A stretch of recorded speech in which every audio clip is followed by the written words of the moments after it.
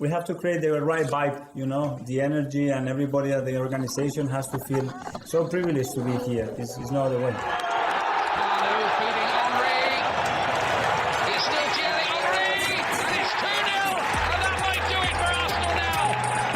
Thanks for listening to the Purely Arsenal podcast. Please follow us on Twitter at Purely Arsenal FP for all the latest Arsenal podcasts. Welcome to another edition of a Purely Arsenal podcast. We're back, and we're back to winning ways in the Prem. We've beaten Bournemouth 4-0 away from home. Clean sheet once again away from home, and I'm here with Neil Shah. How you doing, Neil? I'm good. I'm always close to thinking I'm going to change it back to Champions-elect from under my name now when, come on some of these pods. I know we don't do it on this one, but yeah, we're back, baby. We're back. That's it, mate. A little disappointed last week. Well, I was so disappointed last week. We didn't even pod last week. I was very sort of downbeat about, drawing at home to Tottenham. And that shows the level we're at, really. I mean, we always want to beat them, but I think it was more the performance and, we lost some players at half time. And I think we felt like we had a lot more to offer than what we did in that game. But we got to talk it in context a little bit, Neil. We talked offline a little bit about it. It's all about Arsenal in this podcast. We don't really go into other teams too much, but that was a great start to the weekend with those results. A lot of 3:00 games. We're not used to playing at 3:00, and I don't think you could have imagined a better set of 3:00 fixtures than that going our way. It was 3 points for us, and City losing away to Wolves. United losing, there's a few others in there that was Brighton lost 6-1. It was just some really crazy results. And a week ago, people were talking about City just being, inevitable and all that. Obviously, still a long way to go, and we've seen them bounce back from losses before. And we know what they are, but fantastic set of results, Neil. Jack, unbelievable. I mean, I was really busy yesterday, so I didn't get to watch much. I couldn't watch it on any streams. So all I had was just before I was leaving to go out, the Sky updates and all the rest of it. So watching, and I just couldn't believe my eyes. I was thinking, hang on a minute. When have we had a situation where everything is going our way? But you always know, don't you, get that feeling that it could reverse completely very quickly. All the teams that are losing that you want to lose suddenly start winning, and then you're winning, and also something goes wrong, get a VAR decision go against you or whatever it is. But it wasn't happening. It wasn't happening. And even when I think I saw City equalise, I thought, oh, here we go. And then the next minute, it's like, they're losing again. Hey, are we dreaming here? Do we need to pinch ourselves? Couldn't ask for a better weekend. Yeah, all right. I mean, to be fair, when I looked at the afterwards, the Tottenham Liverpool, and it was I think it was 1-1 for a while. I thought, okay, this is perfect. This is just perfect. I think even you, I did see a WhatsApp from you that just blow the final whistle now. It's like exactly perfect end. But actually, having said that, and God, I know I'm going to get absolutely destroyed for saying this, but the way it ended up isn't that bad. It meant that Liverpool started showing something which I didn't expect, to be fair. I know it's early in the season, but I didn't think they'd be anywhere near this. And I thought, actually, it might not be such a bad thing that they've lost already.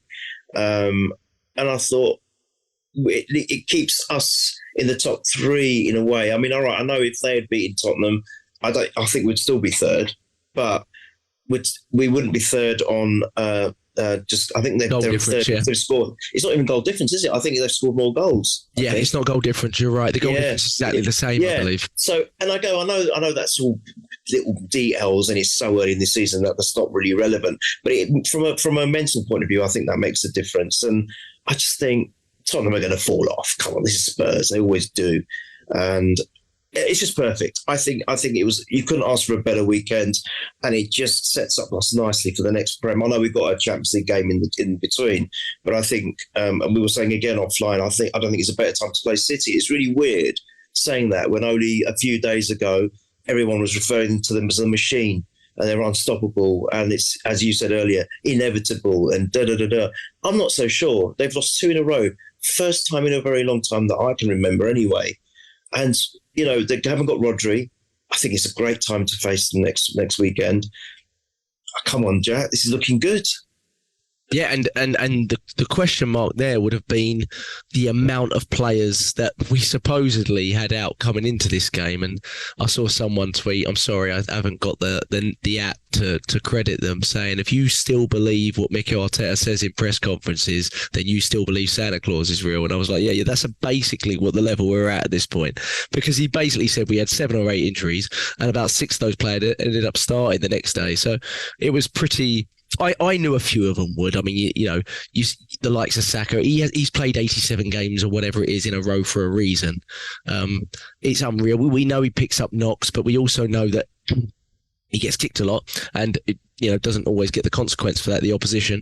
But also he recovers very quickly and he understands his body very well, I think, at this point. So some people would say, it'd be nice to see Arteta bring him off. But I think Arteta really understands him too at this point, and I think Saturday they have that good relationship where he knows when it is too much. But again, he sort of came off or was struggling with a knock throughout this game almost, it seemed like.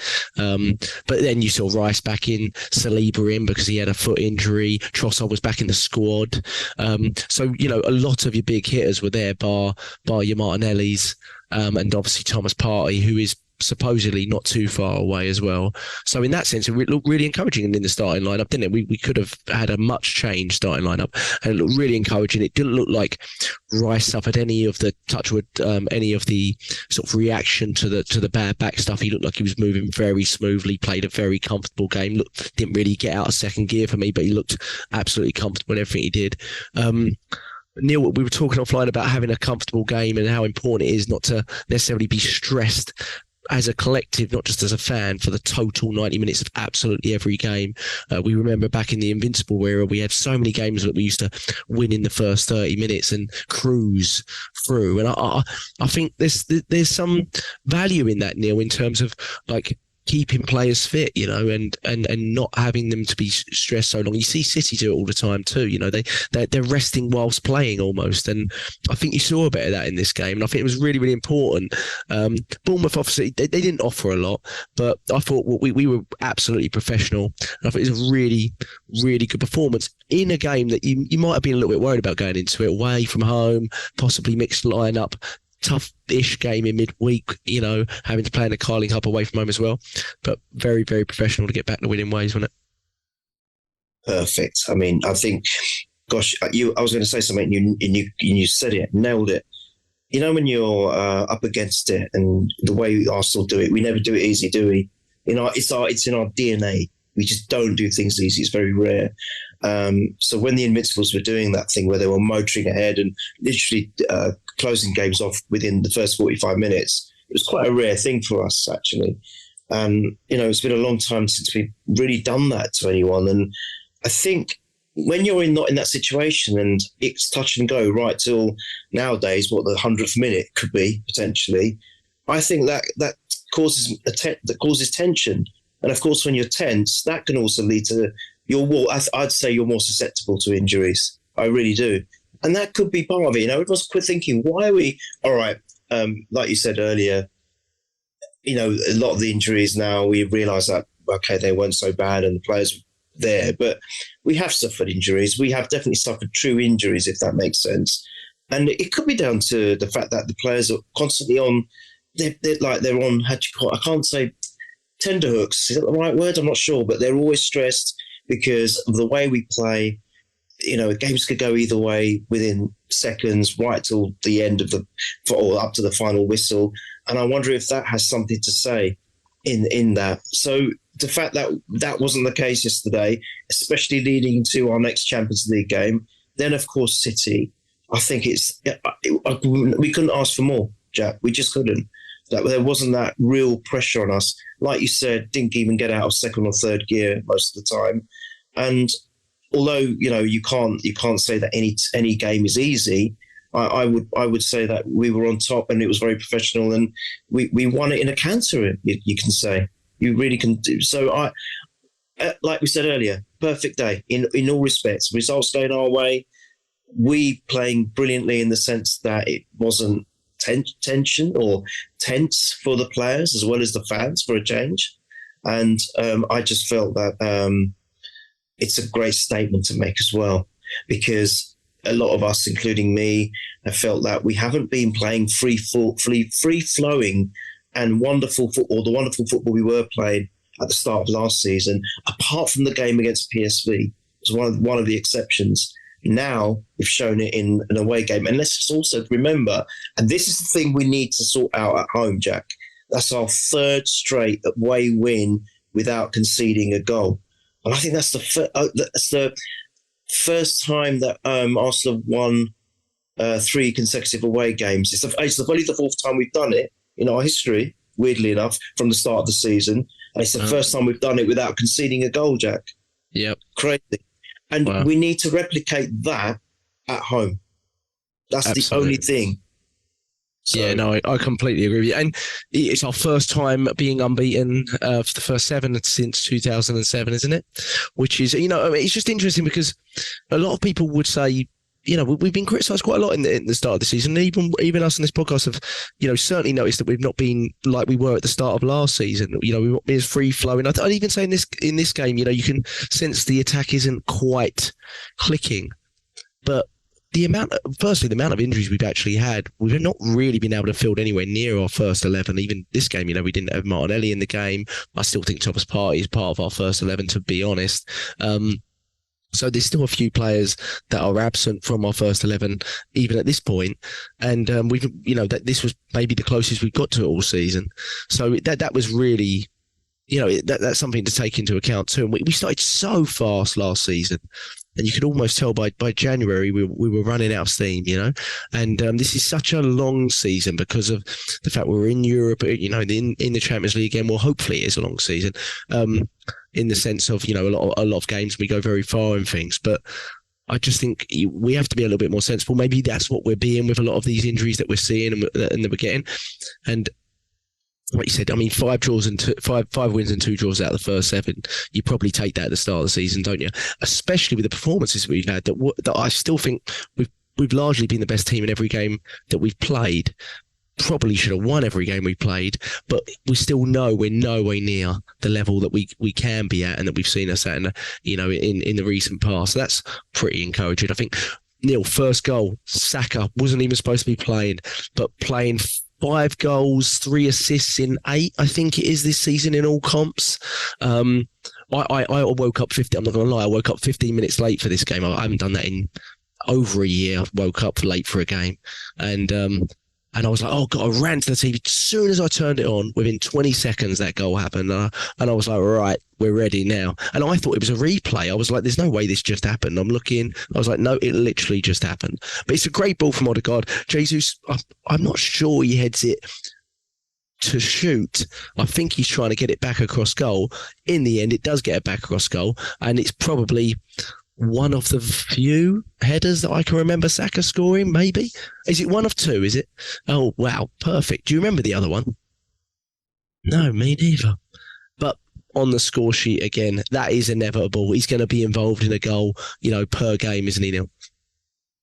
I don't know. I think I'm going to sound like a broken record because I think I said I don't know what to say last time, and I'm saying it again. You always think, he can't sustain it. He's not going to. He's got to fall off or drop off at some point, and he is dropping off. He's not the same Saka that we saw last season, consistently just at the levels that he does, and then he surprises you again. It just keeps on doing it, doesn't he? I'm surprised that he's on the pitch and he's involved again. But let's not forget Odegaard. I think I always tend in every time I speak in these podcasts, I always tend to forget what an impact he is and his influence on all these games. It's just so unbelievable. I think he was involved in pretty much every goal, bar one yesterday. Involved in everything. And the magnitude of this player, it should not be underestimated. It's incredible. It's at the heart of everything now, I think. What an unbelievable player. You always liked him, Jack. And now I think your reasons for that are vindicated, unbelievably so. For me, he is the right person for captain. I'll say it now one more time. He's definitely the right player because he does it. He leads by example. And he has got that player. It used to be Xhaka. Now he's got it in Rice. If we need to have a little bit more of the vocals So Rice will certainly do that. I think we've got the perfect combination in those two. But yeah, Saka. All right, he was taken off. I don't know, 79th minute. Yesterday, I don't know when it was. And hopefully, again, he hobbles off. And most likely, everyone's like, "Oh my God, no, he's not injured." Wait, he'll be back. He'll be back for a lot. You just wait. The guy's made of, I don't know what he's, titanium. He's made of titanium, Jack. He'll be back for Lons, yeah. Oh, I'm sure he will. But what he just doesn't stop, does he? I don't know what to say, but I think you're right. I think when I saw the replay for one of the angles, it did look like Jesus was trying to pass it back. Yeah. So I'm not quite sure that was his intention of going for a shot. I'm not quite sure, but he was there at the right place at the right time. Saka is not only he can do what he does from the right side as a winger, but he's almost like that fox in the box that we always have missed. He was right there. Because I remember after he laid the ball off, straight away you can see him going into the box. So his off the ball movement and positional play was perfect for that. I was like, wow, look at him. I wasn't looking at anyone else. I was just watching him because I was thinking, hang on a minute, he was just on the wing a minute ago. How was he there to head that ball in? So and yeah, I think it's his second header since he's since he's been playing. So I can't remember when the first one was. And James, the best thing if he was here, he would have said straight away. Yeah, you know what he would have got it for sure. He would have got it, but I was just wonderful, and it's a great start again to in an away game, in an away fixture, and what better way to start? But yeah, very happy. Yeah, it's interesting. Just to touch on that before we go like a little bit more on the game. Arteta's quote. Did you read Arteta's quotes when they asked him the difference between away and home form? He said, sometimes we are we start to attack too fast. At home, we have many individual errors leading to goals that's cost us problems. We have to change it. We are not going to change our approach, but it's about the ability to change gears. We cannot play with those gears when we have or haven't got the ball. We have to manage it a bit better. I thought it was really interesting that he said we attack too fast at home, like almost like we're too eager, and or sometimes when you're watching it at home, you're almost like thinking the opposite, aren't you, as a fan? But I think what he's thinking is when we try to push the game and force the game a little bit too much because we're at home, the crowd's behind us, etc., it leads to us making, those unnecessary passes or ones that maybe aren't really on, and that leads to those errors. It's odd though, isn't it, Neil? It's really odd when you see this sort of continuous pattern of, individual errors at home, yet away from home, I don't want to say we're faultless, they can still happen. But this season, if you look at it, like we are pretty much, I mean, we're clean sheets everywhere, aren't we, away from home? And it's just a massive discrepancy, a huge difference, and something we really have to address at home. And maybe we do. He says we are an emotional team, we're a young team, but I'm not sure that's the full story. But it was very interesting when he said about changing gears. He said another thing in the quote about knowing when to change pace of the game, not always being at one pace, knowing when to slow and stop and stand.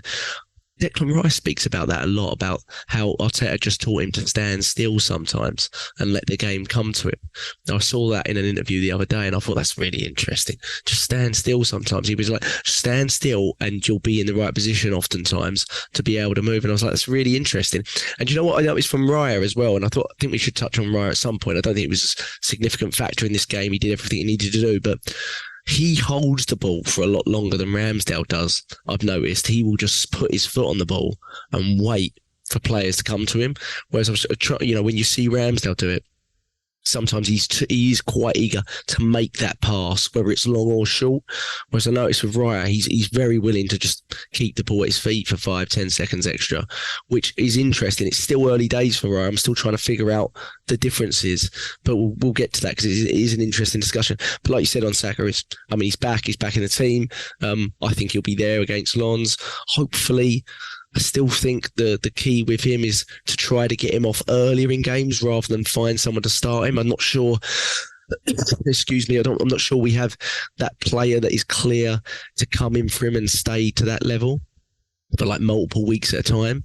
But we still haven't really signed that player. But I think to be able to get a player just trusting a Vieira or Nelson or a Smith Rowe to be able to take some of those minutes off of him from the subs bench could be really critical, I think, for his longevity. But yeah, brilliant from Odegaard again, like you said. And then Odegaard, the second goal, really interesting. It's good movement from Eddie. In fairness, it's a really silly challenge from Bournemouth, but Eddie's very, he's got good pace. I again was a little bit. I can never knock Eddie's work rate. He always works 100%. Always gives everything. Just sometimes I feel like his, cutting edge or his sort of ability to be sort of technically assured is not quite there. But here, gets his foot to the ball first. Definite penalty. What was your thoughts on the penalty exchanges in this game? Because obviously we had two, and we can talk about both if you like, but what are your thoughts on sort of the players handling that? This time, the first one, Saka gave it to Odegaard. We've seen him do that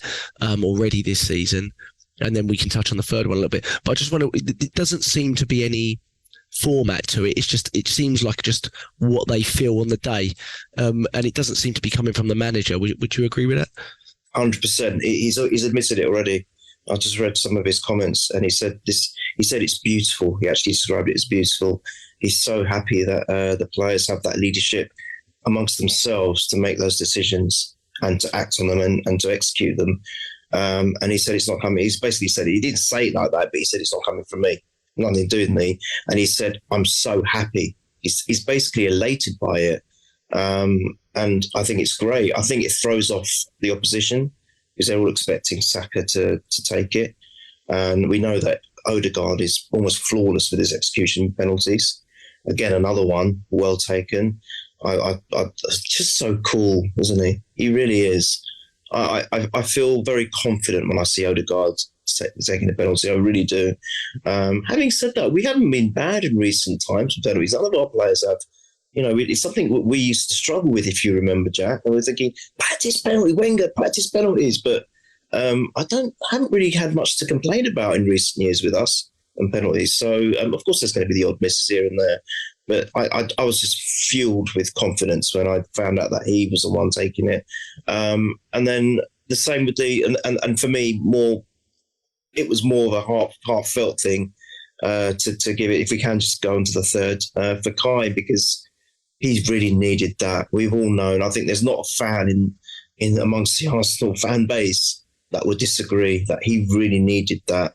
And just on that, I wasn't able to watch the game as such, but listening to it and watching the visuals on the text, there was that heartfelt or that moment where you think, please don't miss this, Kai, because if you miss this, you're going to even get more haters on your back big time, and you cannot miss this ball. So the pressure the boy must have been under is unbelievable. What was that? He had gone 21 games club for club, not scoring. That was including Chelsea, obviously, right? Including Chelsea, of course, but unbelievable pressure. And actually took it quite well, I have to say. And did you see how all the players just went and mobbed him? Yeah. So what Arteta said about that was how he just said it was just beautiful to see that.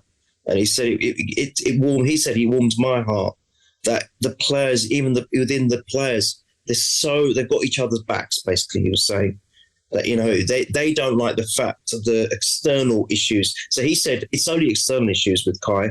He goes, there's nothing internal. It's all external. And it just warmed his heart to see how the other players, his fellow peers, have got his back with that. It was magnificent. Look, I'm not going to sit here and start going against what I've said earlier. That I don't think Kai is quite ready yet. I really don't. But I'll stick with that. But I don't like the abuse that any player gets from external sources. I don't like it. We've always said that on this board. You're right. We will see it as we say it. Sorry, say it as we see it. I'm not going to kind of deny that. Always, we could be going mental about Saka for months and months, and if he has a poor game or a couple of poor moments, we'll talk about it. Yeah, it's the way it is. But I'm not going to sit here and throw abuse at players or anything like that. And I think him getting this goal, albeit a penalty, I think it could change things for him. Do you really? It really could. Well, no, I'm not saying it's going to be like waving a magic wand, but it's certainly going to instill something in him, which is positive, Jack. And we might see some nicer stuff going forward from him. I still believe, no matter what happens, I think it was a match of the day. I think it was Shearer saying, he's not going to be a regular star or anything. I'm not so sure.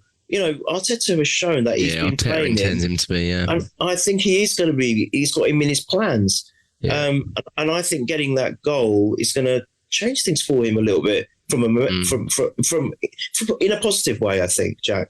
So let's see what happens. But yeah, just going back again. Sorry, I think I went too forward there, but I thought it was it an exchange between Zinchenko and Eddie that led to Eddie being I believe so.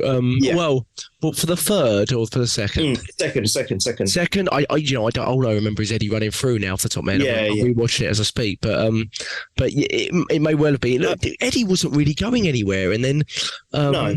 Aaron just dives in on him, but Eddie does fantastic to get. It's definitely a penalty for me. 100%. Oh yeah, without doubt. I don't know what the shock was from their side, but the Odegaard one, oh my God, that was a terrible challenge on him. Was it on Odegaard for Havertz or was it on Zinchenko? For the third, I don't. No, it was Odegaard got challenged, didn't he? It was Odegaard. Was it? Yeah, really? It was a terrible challenge. I'm rewatching it right now. For some reason, I thought it was Zinchenko that went down, but you may well be right. I thought it was Odegaard. Oh, maybe I'm wrong now. No, I'll come back to it. You may well be right. I'm forwarding to the third penalty, but I'm sure it was Odegaard. There were two terrible challenges. That's all I remember. Yeah, that's very naive challenges. Yeah, basically, I'm saying there's no controversies there. There's no debate. They were both penalties for me. Yeah. There was some lovely sort of interchange in the second half before that third goal as well. Like Odegaard, little flicks through to Saka, who he couldn't do much more. And Zinchenko actually was really wanting to get on the score sheet. I thought he had a great effort from the first half. Did he have a free kick? You're absolutely right. It was Odegaard. Sorry. He may have done it. He had a shot that was blocked from the 6-yard box. He was everywhere. And I looked up. I mean, he had the most touches in the game, but Zinchenko usually has the most touches in the game. He does. But he just looked like he was very comfortable, just roaming in this game. He wasn't concerned about anything behind him, put it that way. He's always pretty comfortable. But yeah, you're absolutely right. I mean, I don't know why I thought it was Zinchenko, but it's a dreadful challenge on Odegaard. He just dived in. I mean, diving in the box anyway, but they're diving in nowhere near the ball. So they really gifted us one or two there, to be honest. But beyond that, we created enough chances. I still think the volume of chances we create could be a bit higher. It's because this was it was basically a 4-0 game, but you get quite a lot of expected goals off two penalties.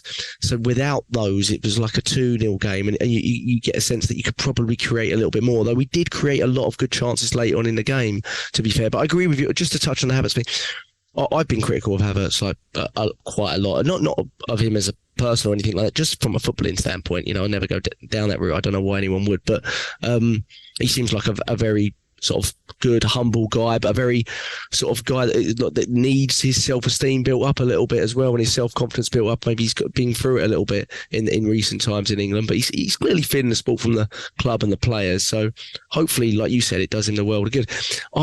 Just the one thing I would say on him, if I keep thinking about what I thought initially when Havertz come in, is I thought initially we were buying him as an alternative number 9.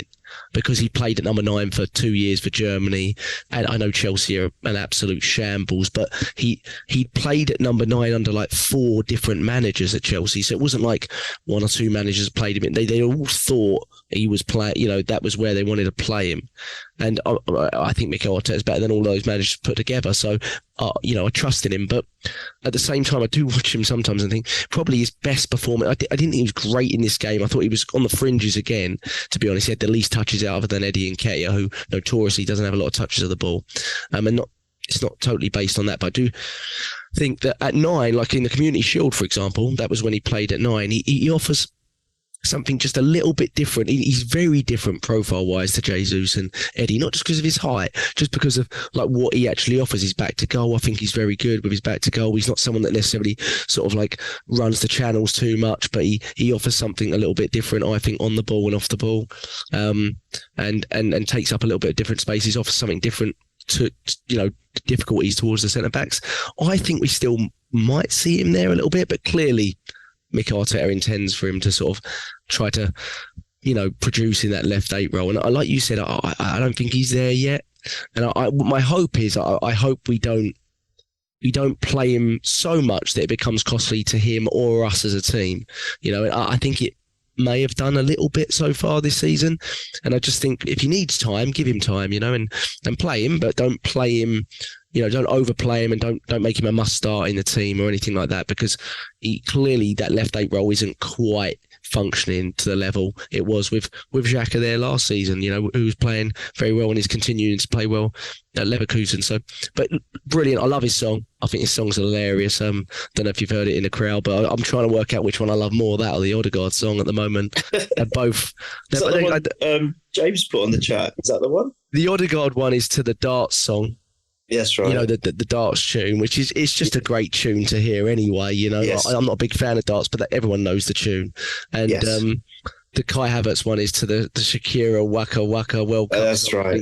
That's great. But, I've heard it. 60 million down the drain. Kai Havertz scores again, which is very tongue in cheek, very fun. But it's when you hear the whole crowd singing it after he scores, it's like, yeah, that's pretty good to hear, And the fan base is amazing, and they look like they were having a great time yesterday at the away game. I would have loved to have been there.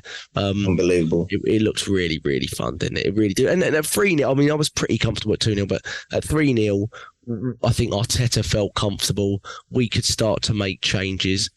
There's a few other players that I do want to talk about, but I think we probably, because we haven't spoke about him and he played in midweek, we probably should talk about Smith Rowe a little bit. And what were your thoughts? Because he came on, he looked really eager to impress. He had 2 big chances, probably should take the first one, but it is a good save from the keeper. But I think we might be just starting to see some little shoots from Smith Rowe. Thought he looked pretty good against Brentford in the first half. Then first start in 499 days. Obviously, he tired off a little bit, but I think from the left, he really offers us something different in terms of his driving, his running into the box, the goal threat that I don't think really Havertz or Vieira have. I just wonder do you think he's getting any closer to maybe getting in the mind of Arteta for 1 or 2 games that might be coming up that aren't Carling Cup games, if you like? Jack, if he isn't, he should be. Yeah. I'm always wax lyrical about the guy, and being wax lyrical about a player we don't even see, that's ridiculous, because I shouldn't be, but I am. I know what I've seen in the past of him, and I still always stand by it. I'm a huge advocate of this player. I really do believe in him. I believe that when he gets a consistent run, you're going to see some great stuff from the guy as long as he stays injury-free. I really do. And yes, he should definitely be in Arteta's mind for all competitions, not just the Carling Cups, not just the FA Cups. When we start that competition off, he just adds another different type of threat. You see, we've got you've always talked about these drop-offs with other alternatives, and yes, we did have those, but I think now it's not so much about drop-offs, it's about a player in a similar position, but they offer something slightly different, and we need that. We do need that, because there's always been this criticism of us becoming too predictable, as we may have done last season. Like you said, we started off unbelievably quickly, and then we kind of not only just burnt ourselves out a little bit too early, but maybe became a little bit predictable as well in our play. And what these players do, these alternative options do, is slightly changes it up there. And you're right, he is someone that runs down the channels, and he can be a huge menace to the defence. He has got creativity, he's got a good pass, and he's got a good eye. And he's always had that connection with Saka. They always talked about it when they were youngsters, that they knew their game inside out. Between each other, the telepathy between the two players, and you can't discount that, Jack. Saka is our player, he's our star man, and if he can have someone like Emma Smith Rowe as his foil, I don't know how they may combine with each other again, but it's possible. You can't discount it. So I want to see more of him. I personally do, and I think you'll see if he's given the chance, the minutes on the pitch, it's only going to benefit him and benefit us. So for me, 100% yes, definitely. And he was close, wasn't he, with the other goal as well, which one went wide, didn't it? That was a nice move, by the way. Yeah, it was a very nice move, and I know what you mean. He opened up his body. Yeah. He may have opened it up too much, but it did get touched from the keeper, so you can't really tell.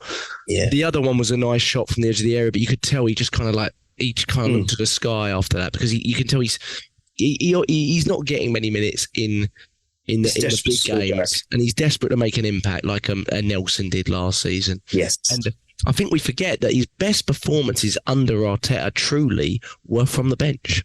They were from the bench. In his best season under Arteta, where he got double. You're right.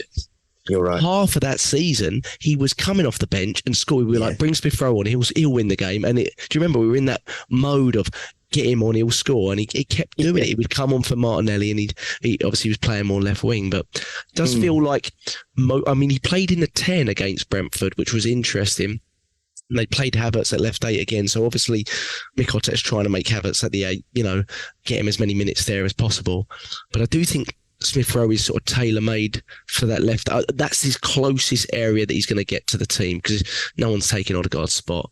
And I personally still think if Odegaard was injured or had to come out for a game, it would be Vieira personally, just because I feel like creativity-wise, on the ball, left-footed, I feel like he's just more a natural replacement. So his role, or in his head, I hope he's thinking, I'm trying to get this left 8 role. And I just wonder if we can. I'd like to see him in midweek against Lonzo. I wouldn't be against starting him either in midweek. I don't think that will happen, but it'd be very encouraging, even if we sort of went at the 60th minute, Smith Rowe's on. I think that would be pretty encouraging for him to see that maybe Mikel Arteta is starting to regain the trust. I think his lack of trust in him is largely down to his body, really, and believing that he can cope with the vigours of sort of 3 game a week stuff, because he has been out for a long time with a lot of different injuries, hasn't he? And you see what Mikel Arteta's like with that, with the likes of Kieran Tierney and stuff like that. Sometimes he just casts them aside, doesn't he? So can he earn back the belief of the manager? He talks well about him, Mikel Arteta, but actions speak a little bit louder, don't they, really? But then he made wholesale changes, which was nice. We got a few players off the pitch. I think Rice came off pretty early. Don't believe Odegaard did, because I'm almost certain he created his goal. Yeah. But we were still able to get forward. But before that, I think we had a couple of chances. Jesus had a couple of chances. And he looked frustrated that he didn't score. But he's fantastic, Gabriel Jesus. And playing him from left again, it'd be nice to get Gabriel Jesus back into the centre if Trossard maybe comes back in midweek. But Ben White got on the score sheet for the final one, Neil, and it was nice to see Odegaard. It's kind of shocking sometimes to see that was his first assist, I believe, this season in the Premier League. With the amount of creation that Odegaard provides, I always feel like he kind of, his stats don't really back it up in terms of assists. But he is very, very creative, and it was a simple ball in. It was terrible marking for Bournemouth, but again, nice to get the fourth, and suddenly our goal difference looks a lot prettier, doesn't it? Because we've not really scored much this season. Yeah, exactly. I think that's it. It was because it just helps our GD, doesn't it? It really does, and sometimes that's important. Sometimes it does play a role. So I think, and it's just nice to get goals. It's just nice. It's because it helps with the confidence. I really do believe it. And whoever's scoring, it makes them feel better. And I suppose, at the end of the day, you're all contributing. Whatever role you've got on the pitch, you're all contributing. And I think that's where Ramsdale, for me, when you talk about Ramsdale Ray, I think Ramsdale's so eager. He's got that personality, isn't he? He's got that thing about him. He just wants to be involved. And maybe that's why he does what he does. And he's a bit more quicker, and he wants to get the movement going, because he feels like he has to be part of everything. I think that's why I seem to feel that he's higher up the pitch than other goalkeepers, because he just wants to be involved, even as a spectator, when he's seeing everything happening on the other end. I think that's what it is. But it's nice that White got on the score sheet. I think he's been an unsung hero, to be fair. I think he's been very consistent this season, Jack. And I think it not much is said about him, is it? We talk about highlight Gabriel, Saliba, Timber, obviously, who unfortunately has got injured, and we look at Tomiyasu and speak about Zinchenko, but not much is said about White and what he does. And I think he's a fantastic player. He's a fantastic, and to see him get on the score sheet, yeah, all right. I mean, the defence was poor, but he just rose above everyone, didn't need to score that. And I'm so pleased for Odegaard. I didn't realise that that's Odegaard's first assist. I didn't know that. I'm checking his stats right now. I'm almost certain it is. When you were saying it, I was like, what? Yeah. Wow, that's ridiculous. It's ridiculous in terms of his creativity. Like for example, the first goal, it's his ball to Jesus, but he's always sort of that guy before. He's always that pre-assist guy. It's just involved. Yeah, constantly. So that's quite hard to believe. So it's nice for him. get an assist on the board. And of course, I think it's great for White to score. I think it's nice for any time a defender scores. It's just that they get involved. It's just that involvement factor. Yes, it's academic. We'd already won the game, but it helps the goal difference. It's nice for the player, nice for the defender, and it's just a nice way to close the game off and get ready for the next one. So, yeah, great stuff for me. Brilliant. Yeah, absolutely. I think Odegaard for me was man of the match. I mean, yes. I largely think he is in most of our games, to be honest. Obviously, he had a disappointing one against Spurs last week, and people started questioning. I saw a lot of people saying, I think they've forgotten 3-4 games before that against Tottenham where he was basically man of the match. But okay, yeah, I think he's oftentimes when we're good, he's our man of the match, and it wasn't different again. He scored one, created one, basically created another as well, and he's just fantastic. He's just an unbelievable player. Like I said, just really, really top player, top captain. I think we're really, really lucky. Very lucky to have him. Yeah. And him and Rice have 29 million. Am I right? 29. Yeah, I still can't believe that. That's ridiculous. Yeah, we're going to make Real Madrid regret that one. We're going to make them regret it if they're not already. I mean, they're obviously doing good things, but I'm sure they'll be regretting that to a certain degree. And if not, they will be regretting it by the time they've seen him throughout the rest of this Champions League, because he's just a fantastic football player. You don't sign a player at 16 like that just to let him go later on for money like that. So they made an error there, and we benefited from it, in my opinion. So, but he's just absolutely brilliant. I've seen Liverpool fans talking to a lot to me this season about Szoboszlai and saying, and he looks very good, and they're talking and comparing. I was like, sure, okay, sure. You compare after 6 games, but let's see. Odegaard's, he's been doing it very, very well for about 18 months for us, and long may it continue. And I think he's still got levels to go, to be honest. I think he's, you're seeing him in front of goal look so much more confident from the edge of the box. I think in terms of that assist area, I just can't see why that number won't go skyrocketing at some point. I think it's deviating from where it should be, really. So, just really interesting. Just to touch on, just briefly before we touch on Lonzo and City, and I'll let you go. Tomiyasu was probably the standout player in midweek for me. I thought he was really good. And obviously came on again in this game, but he played in centre-back. It was the first game he'd ever started at centre-back for Arsenal. And I just wondered if you thought, because that game was all really about seeing if anyone popped themselves up the pecking order and things like that. And I just was watching that thinking, and Arteta just glowing about him at the end and saying how fantastic Tomiyasu is for the squad.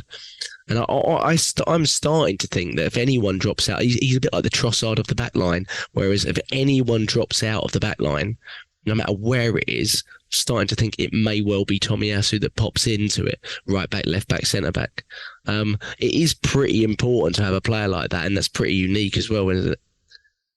So I think you've again off air, when I say offline on WhatsApps, I think I'm sure it was you that said, all right, the Timber injuries hurt us big time, but if we've got anyone close to what Timber was there to do, it's now Tomiyasu.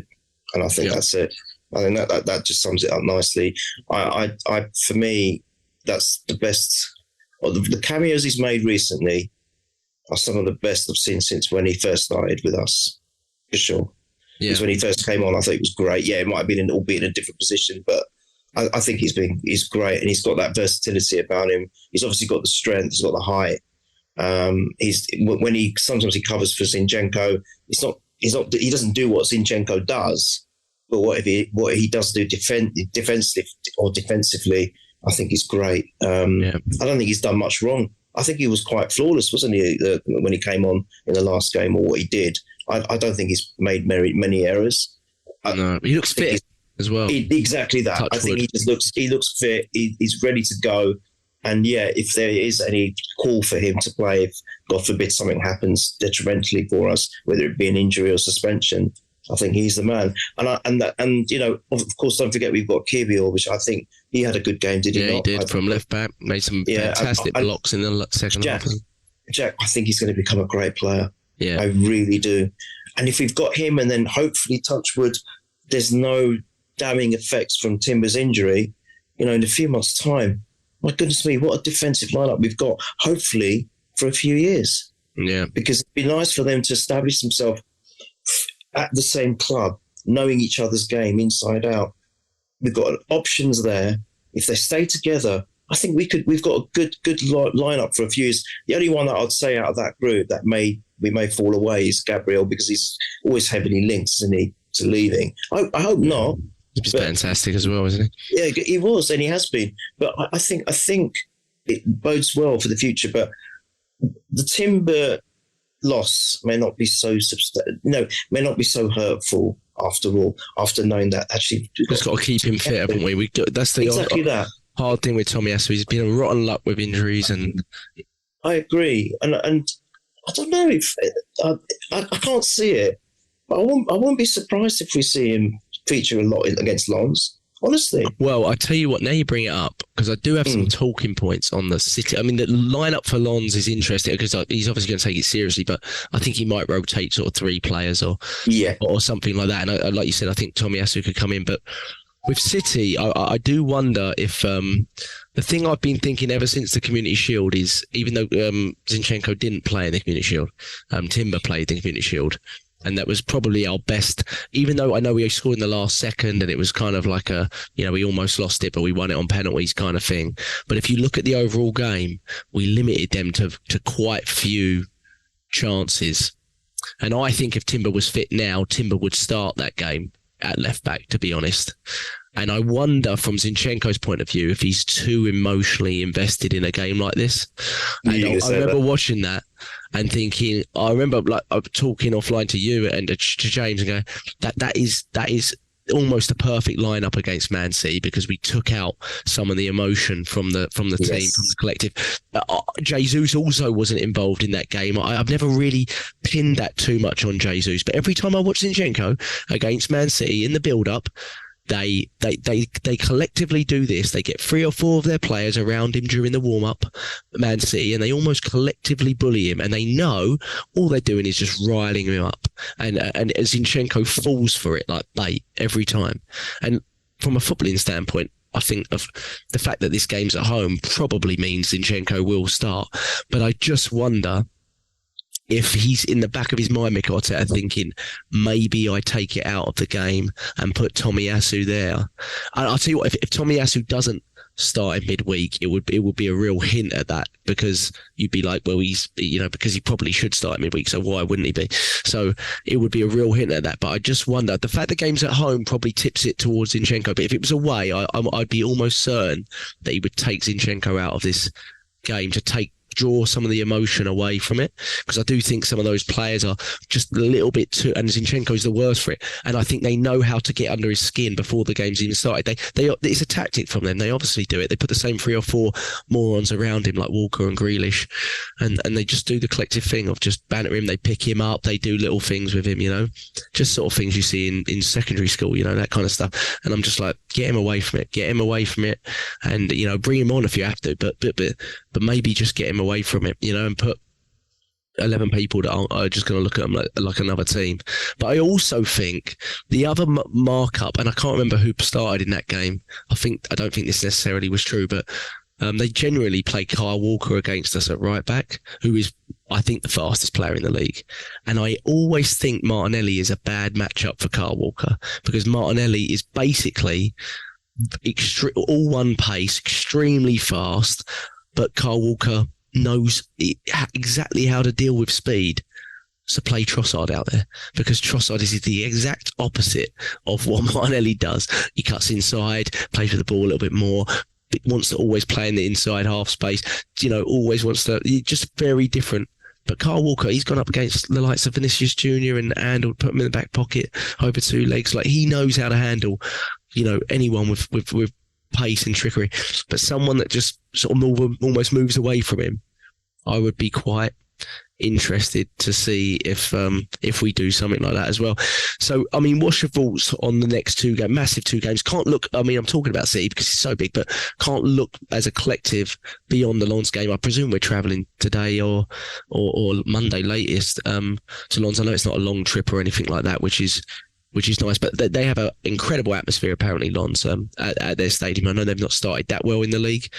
They have an incredible atmosphere in their home games. Away games in the Champions League, as we know from history, there isn't really easy away games in the Champions League. So how much do you see him rotating for that one? Wow, great question. I don't think he's going to change the goalkeeper. It's obvious now. Soraya's staying where he is. I can't. I think you have made a really interesting and good point with the Zinchenko situation. So, whilst Tommy is a great choice or a great rotational option, if he's thinking along those lines, he's not going to change it. He's going to keep Zinchenko there for Lens. So I'd say no for that. I'd say the defence will probably stay as it is, actually. Keep it as it is. Do you know, now just as I'm talking, I can't see him doing much, to be honest. Maybe one or two for Lens. Yeah, probably two, yeah. Jorginho, someone like that, maybe. Oh, Jorginho was the one in midfield I was going to suggest because he's a Champions League kind of player. I think that's one of the reasons why we've kept him in at the club because of experience there. I don't think, apart from him, potentially, I mean, we could see Tomiyasu, but I don't know if we will. Yeah, maybe a Trossard because he didn't start. I think, maybe a Trossard. But then again, you mentioned, for the same reason, for a different reason, but for the same way you talked about Zinchenko not starting in for City or keeping away from City, but using Trossard against City because of the Walker situation. Would he start him against Lens as well? I would have said definitely until you said that. So now I'm not sure. I think there's not going to be many changes for Lens. I think it's maybe one or two max. Honestly, I don't know where. Obviously, Saka's going to play. We know that. Yeah, Saka will play. Odegaard's going to play. Yeah. I think Jorginho may be one of them. Definitely Jorginho, and maybe Tomiyasu come in. But apart from that, I can't see anything else. And Trossard possibly. Martinelli, I don't know where he is with his fitness. I don't know. Very vague. I don't think he'll be back for City, to be perfectly honest, because he's been vague on it. But you know, it would be odd to just throw him back into a game, wouldn't it? Especially when you've got the option of Trossard. If Trossard wasn't available, maybe we do. But it looks like Trossard is available because he was part of the squad. He didn't come on, but it looks like he's fit. Maybe we're thinking Tuesday, or maybe we're thinking City because he's not been out for more than sort of a week, 10 days. I don't think so. And he was fantastic when he did come out, wasn't he? So, the Martinelli's the one that I don't. I know there's been some rumours about Thomas Partey being back before the break, but I'm like, he wouldn't play him anyway, would he? Because it's City at home. It's not like it's a game you can ease a player in that's been out for 6 weeks. So he's going to be off. And plus, if you do play him in there, he goes on the international break, and that's the last thing Mikel Arteta will want. So we won't. Yeah, he's not coming back till after international duty. No, 100%. So the only other things with Lens is potentially we might see. We were talking about him just earlier. Emil Smith-Rowe may feature. I'm not saying he will start, but he may feature in that game. Possibly Nelson. Who knows? I don't know. Look, at the end of the day, our away form has been fantastic. Let's hope it continues with Lens. We're not conceding away, so let's see what happens. If we're somehow, albeit in a very impressive stadium, kind of having the same kind of game that we did against Bournemouth, then I think we'll see some rotational substitutions as well, just to see how they get on, because it's Champions League after all. But starting wise, I can't see more than two. I just can't. I'll be shocked. Yeah, he's just going to go with the winning. Well, what we've got at the moment. They've come in for a great win, as we have done. Can't see him changing much, especially if he's got plans like you highlighted for City. So I think it's great. It's great options, isn't it? Really. He's going to do something different for City. He's going to do something different. I might not have got what it is right, but I don't think he'll just go into it the same. He'll do something different. I don't know whether it'll be, the Zinchenko removal for Tomiyasu, or it'll be, an inclusion of Jorginho with Rice, or a Havertz up in the 9 or so.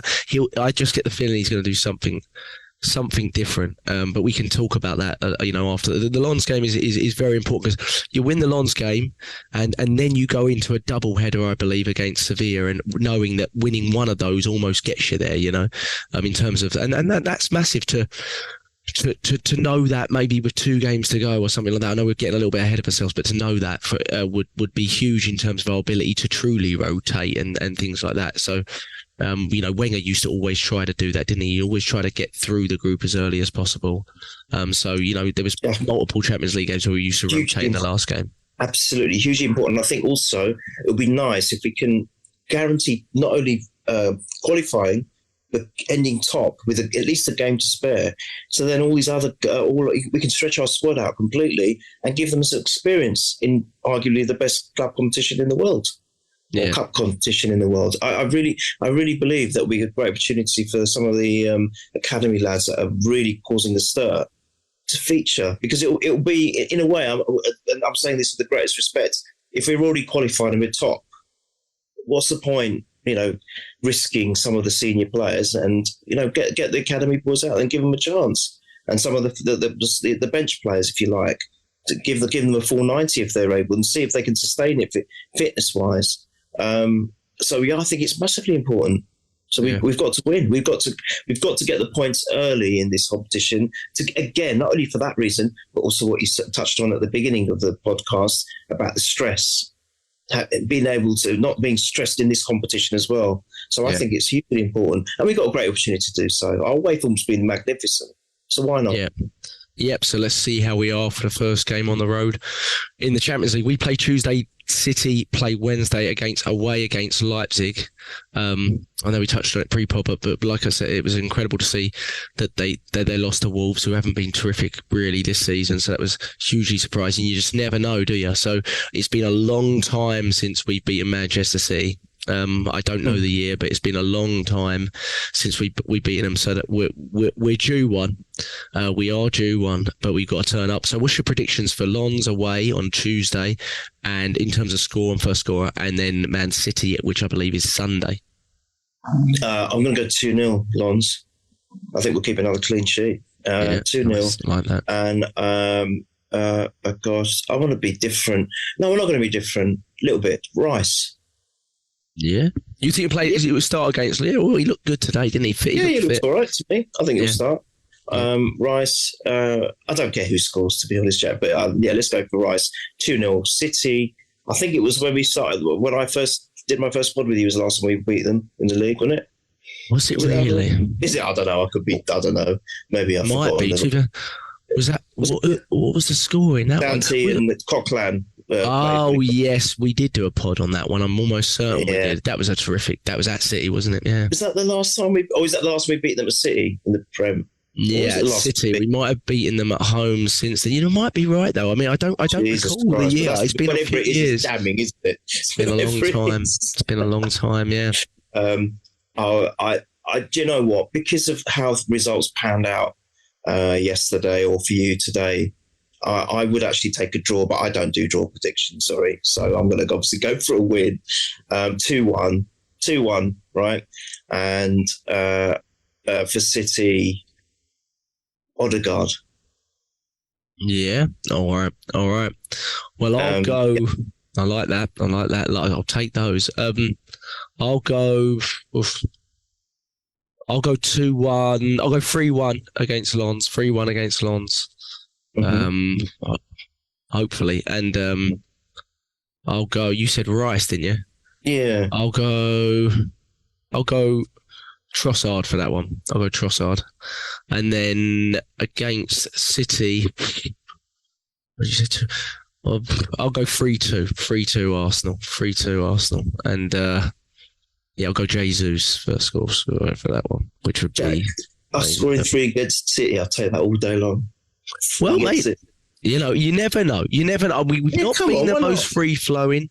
The one thing I would say for us, I think, what was it been, 7 games? We've conceded 6. I know we didn't concede a lot last season, but in terms of the amount of chances we're conceding, I do feel that area we have improved in. So I don't want to just say, our attacking free-flowing ability is limited. And if you're honest, Neil, what cost us the season, the league title last season, was the amount of goals we conceded. Yes. It wasn't the amount of goals that we scored. Now, I know we're a little bit off in terms of that, but in terms of our creation, we scored 88 last season. So all this talk about needing a striker, which I think is in the future, there's a lot of goals in this team if we make it click. But the the conceding of goals, especially when we lost one or two defensive players, was, I think we were way above 40, and title winners don't win. You don't win titles with conceding that many goals. No, you don't win titles with conceding the amount of chances we conceded to. And I actually think we've conceded 6 in 7, I think, but I actually think a lot of the goals we've conceded this season in the Premier League have been a little bit, well, very much individual errors, like a bit unlucky. We've been punished fully for individual errors, and I think we've conceded quite few chances actually on the goal. I think the data said before this game that we were just below City in terms of the amount of chances we conceded, second in the league, and City obviously just conceded 2, so it may be a little bit closer than we think now. So I think that is actually very encouraging, but again, you have to have the balance with going forward. But I think that is quite encouraging. And on the Raya Ramsdale stuff, I thought Ramsdale was very good in midweek, but he made some fantastic saves. It was just the sort of game for him, but there was nothing about it that made me think he was going to do anything in terms of changing it. And I've never really believed the rotational thing. I don't think you have either. And I like Ramsdale a lot, but I've warmed a lot to Raya too, you know. And I think his distribution, he had a little bit of an iffy one, didn't he, against Tottenham? It wasn't a perfect performance. Maybe a little bit dodgy on that first one. I don't think it was. I think Saka was largely at fault for the first goal, and Ben White was sort of standing and ball watching. But Raya didn't cover himself in glory, and his distribution looked a little bit. It was off. Yeah, but overall, I would say I felt a sort of general calmness from him. You know what I mean? I wonder if that was down to just nerves, because he obviously know. I mean, all the players that play for Arsenal, whether they're overseas or not, they know the significance of the North London derby. I'm just wondering whether it just got to him, maybe, because. Yeah, distribution-wise, it wasn't. I mean, obviously, he made that great save. Oh my God, that was fantastic. Yeah. Oh my goodness me, the way he just clawed that out. But you know, it was probably his poorest game, despite that world-class save. You know, he's other than that, he's got 3 out of 4 clean sheets already. Yeah. So yeah, I did. You know, I didn't expect to see Ramsdale today for you, yesterday for me. I didn't expect to see him, so I wasn't surprised. And I think he will be there for Lons, Raya. Yeah. I think he'll be there. So. I mean, we should. I mean, it feels very much like no matter what Arteta's saying, his actions are showing who his number one is now. Mm-hmm. But in terms of the season and what we should be really thankful to have to, because it's not gonna last, is it? It doesn't last at any club. But it would be really kind of naive of fans to be like moaning so hard. I know the media love it, but for fans to be moaning about this sort of conundrum with Raya Ramsdale when we were moaning last season about not having a good backup for him, and it's like, well, you can't win, can you? You can't win. No, exactly. So you've got to be really enjoying, the fact that we've got the ability. We've got that. You know, if we do lose one of them because of you've got that player to come in that's still to a really, really high level. So it's very interesting though, isn't it? It's a very interesting talking point in terms of like the way Arteta is being very, very ruthless in certain areas of the pitch. But that's what he's got to be. If we're going to catch a team like City, we've got to play into the percentages every little bit. And I think this is what he does, really. So, Neil, great podcast. Sorry I kept you so long. James was asleep, and I'll be noting that down. Did you want to have a quick word about the Liverpool controversies? Yes, we wanted to. You go for it. I'll shut up. Go on. Well, you've made some good points on it, but I thought, obviously, there's a huge controversy about it, and I think largely Liverpool were quite justified in their frustrations, and I don't want to go over it. There was a lot of decisions they were frustrated with, but the big ones was firstly the red card, which I think there's a lot of different opinion on it. Personally, I feel it's a really reckless tackle. I know he kind of got some of the ball, but if you watch it, his foot is really high at the top of the ball, and there's only one place his foot's going after that. So I know when you slow it down, it looks 10 times worse, and Klopp kind of mentioned that, but I'm like, that's just a reckless tackle. And I don't like when people bring intention into it either. Like there's nothing about the rules, as vague as some of them are, that says intention rules out a red card. Like there's not many that go, you meant that and that's why you're getting it. It's not about that. It's about, was it a dangerous tackle? And this was a dangerous tackle halfway up the shin. So that one I don't think they've really got a point on.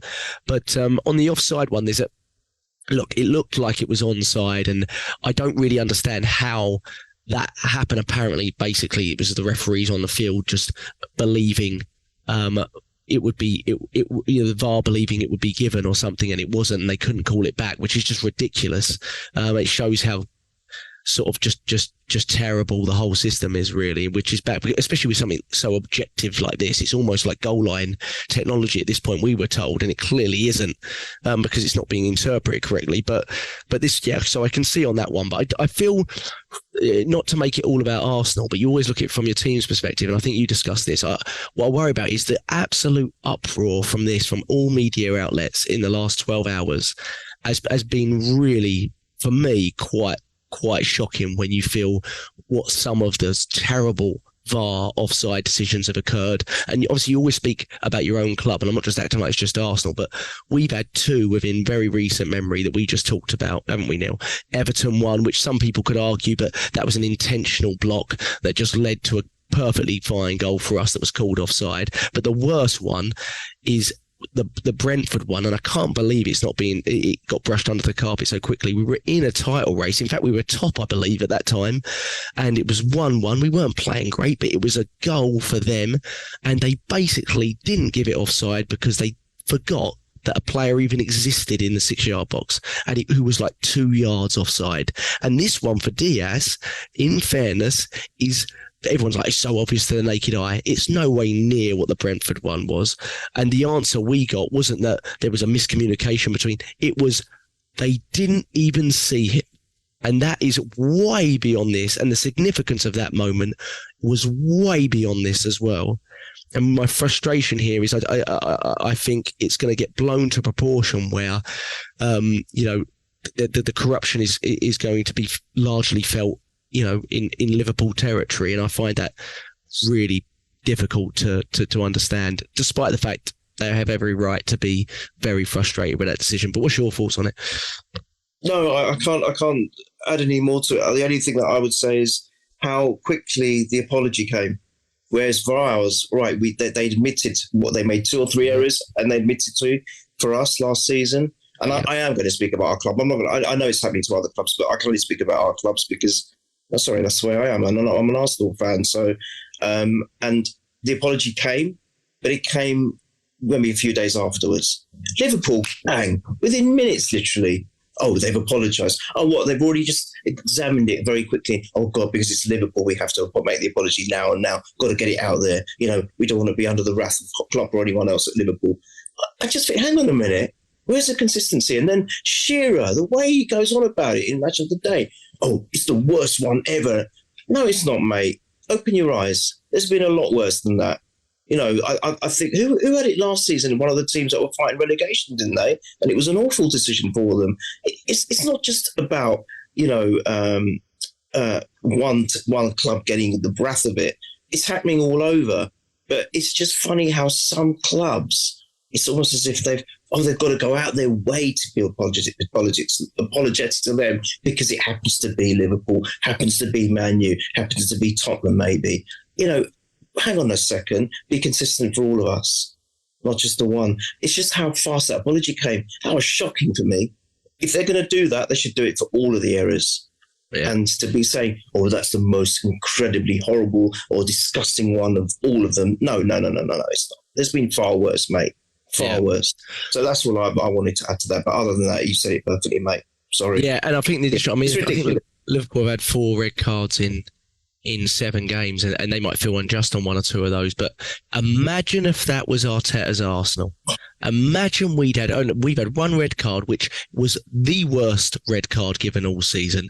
Neither were red cards. One of them was actually Kai Havertz, and it wasn't really wasting to Tomiyasu, didn't do anything. The other one was less contact than Jota made on the left back for his first booking, and we didn't get it rescinded. And I think personally, it cost us 2 points because Tomiyasu would have played in that Fulham game and been on by the point that we actually got it.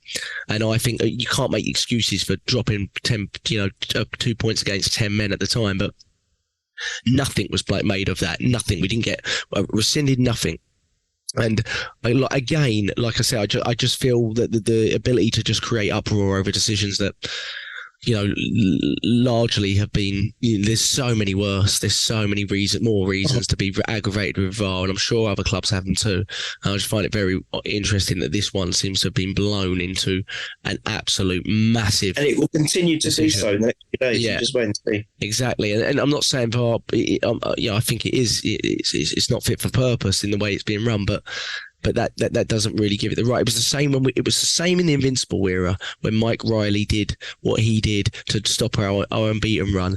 And please. Do you know what I mean? That is still, and people still bring up stuff like, oh, we've never had. I was like, you have to have lived what we lived in that era to understand the discrepancies we were dealing with and what we were fighting against. And this guy ended up being the head of the PGMOL, and you knew the corruption starts at the top, it filters its ways down, and I think a lot of people that believe that it was just humour and error and stuff like that are starting to believe that there is some proper dodgy stuff going on.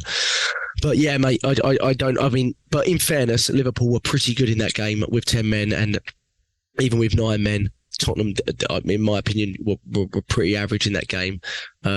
So I think they've been a little bit quite lucky all season, Sheffield United and a few other games. So, but yeah, I mean, in that sense, Liverpool are far bigger danger to the top of the table than I think. I think Liverpool look very strong this season, in fairness, and than Tottenham are. They're a far better team than Tottenham are, and I think Klopp knows that, and that's why he was so frustrated. But again, like you said, like the agenda of Arteta clapping a little bit on the sidelines being the huge uproar. But if a team has 4 red cards in 7 games, it doesn't even get a mention.